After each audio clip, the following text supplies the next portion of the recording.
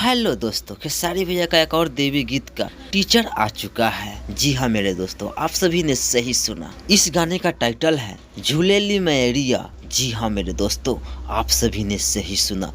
भैया ये सॉन्ग बहुत ही काफी सुपर डुपर हिट लग रहा है। इस गाने में खेसारी भैया के साथ प्रिया सुहानी दिखाई देने वाली है, जो कि आप लोग बहुत दिनों से इंतजार कर रहे थे। तो भैया आप सभी का इंतजार की घड़ी खत्म हो चुकी, क्योंकि प्रिया सुहानी खेसारी भैया के साथ पहला देवी गीत लेकर आ रही है।